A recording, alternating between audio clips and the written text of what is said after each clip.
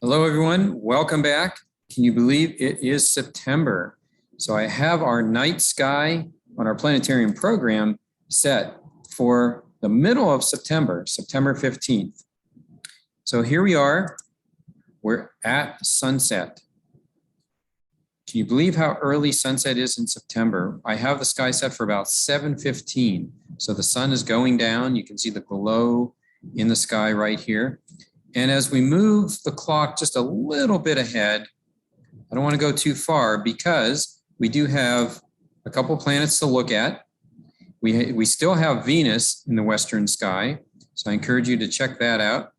And if we move all the way around to the southeast, we see the moon, and we have Saturn behind the tree and Jupiter to the left of this tree. So again, you'll want to make sure you're in a nice open area. Now, as it gets later, these planets will rise a little higher and we'll be able to see them just fine as we get into this clearing. So let's do that. Let's move ahead on the clock. We are at 8 and 8:30. So once again, we have the moon, Saturn, and Jupiter. Those three objects. Very nice objects to look at with a simple telescope. Now, if the moon is too bright, it may interfere a little bit with looking at some of these planets. So keep that in mind. Now, as we move back over to the west, let's just take a glance because Venus has set. So if you wait too long, that's what happens. Venus obviously will go down. So you want to check that out earlier. Now, we do have a bright star in this part of the sky. How do we know that it's a star and not a planet? This is the star Arcturus. And what you can do is take the Big Dipper, and we're used to always using the Big Dipper to find the North Star and the Little Dipper. But this time, what we're going to do is take the three stars of the handle and go this way. And they will always point to Arcturus. So there's a saying that goes like this. You follow the arc of the handle and you arc to Arcturus. And that's something that you can always do. If this was a planet, you could not do that. This planet would eventually move and three stars would point to nothing or maybe some other dim star. But since we can always do this, we know for sure that it is a star and not a planet. So that is Arcturus. All right, once again, if you are new to watching these, what we do to find the North Star is we take the two stars on the end of the cup of the Big Dipper, draw a straight line across the sky, and they should point to Polaris, our North Star, which is in the Little Dipper. So we can see the cup or the bowl right here, and the three stars for the handle, with the last one being Polaris, the North Star. So again, Polaris is in the Little Dipper, not the Big Dipper. If we move all the way to the southern sky now, we have some of our popular constellations that we've talked about before, like Scorpius the Scorpion, already getting very low. We have Sagittarius, Capricorn, but let's move a little more to the southeast and take a look at what we can see if we look up just a bit higher. Let's move up a little bit higher in the sky, and we have some bright stars up here to look at.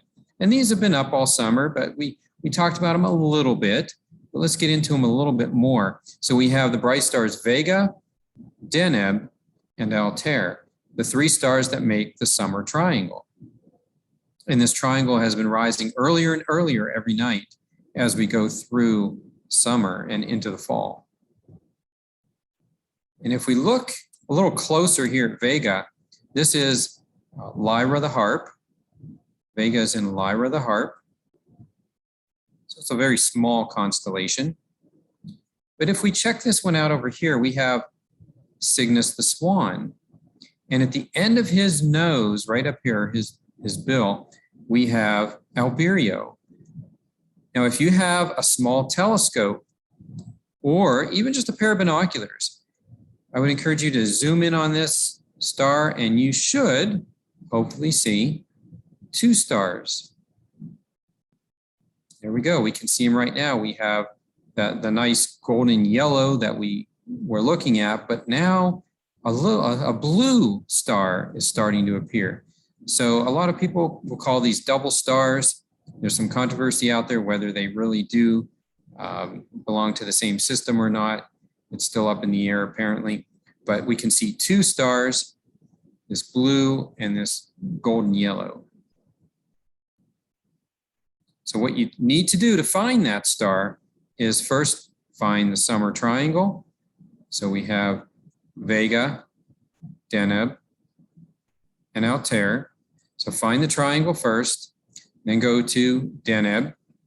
And there are some stars that make Cygnus the Swan. So if we go down this way,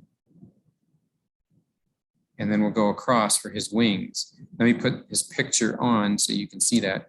So here we have his wings and those stars going across.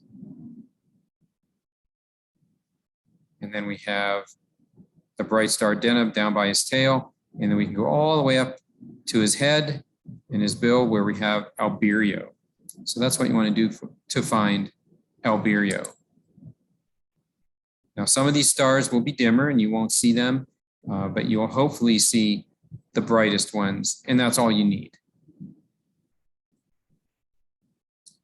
Now, as you know, since we're getting closer to winter, we're in the fall.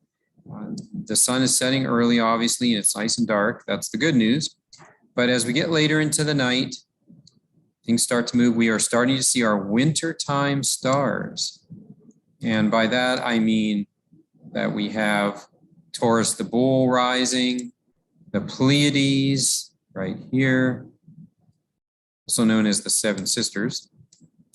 We will have Orion coming up, and there he is. And this is about 4:15 in the morning. So he's rising earlier and earlier. But it is still fall, so we have sunrise around 7 o'clock, somewhere in that area. So the sky has now brightened up, and we have just gone through one full night. In the middle of September, September can still be a very nice month. So I hope you enjoyed your tour. Thanks again for joining us here at the Yon Planetarium at Penn State Behrend.